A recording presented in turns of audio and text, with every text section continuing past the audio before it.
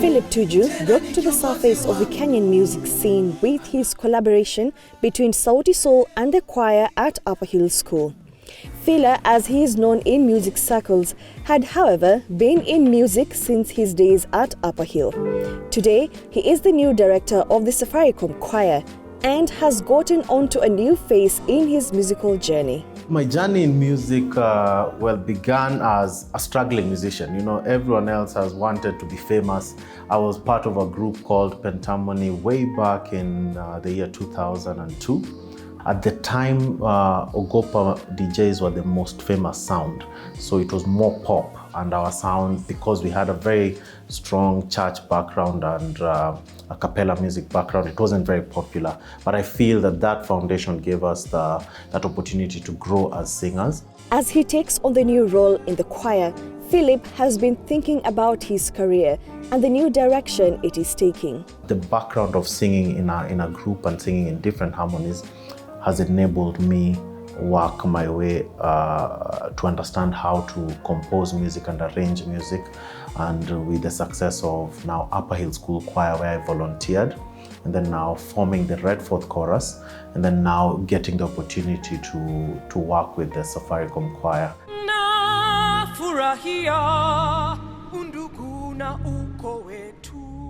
This TV commercial for Safaricom won the hearts of many Kenyans and introduced the Safaricom Choir to the world. As its new director, Philip's current task is to take the choir further.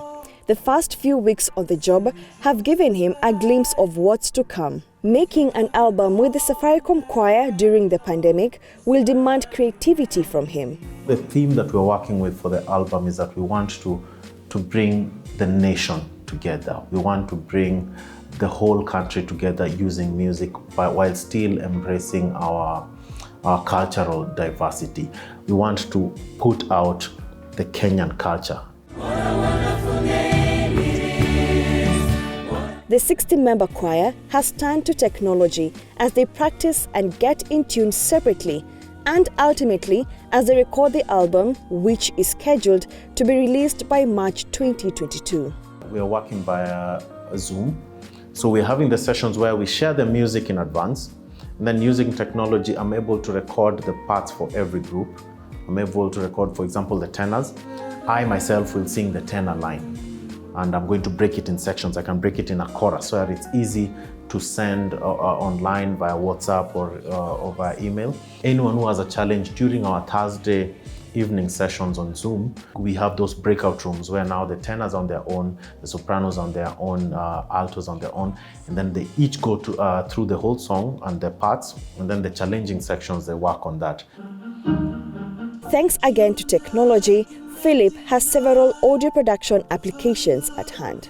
We send in the guides, they send us back the audios that they've recorded, and then we're able to choose the best. We won't stack up all the 60 voices at once. We'll choose maybe the 20 best for one section, and then if you've sung a different section best, we work on that. If it's a timing issue, we're able to work on that in post-production. Now when it comes to the video, now that's where it becomes a bit tricky. So with the help of Mishi and her team, we are able to schedule video recording sessions. So what we're doing now, each member comes one by one. We shoot their part, and then now we combine these again later so that now they come into one video. So with the technology that we're using again, Adobe After Effects, we are able now to position them to look like they were together at that point. Anybody making music in this age and during the pandemic needs to be up to date on the technology they should use to bring out the best despite the circumstances.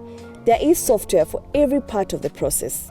And so, despite the challenges brought about by the pandemic, technology and the internet are helping Philip and the Safaricom Choir achieving their goal of not only recording and releasing their album by March 2022, but bring people together through music once again through their combined talents.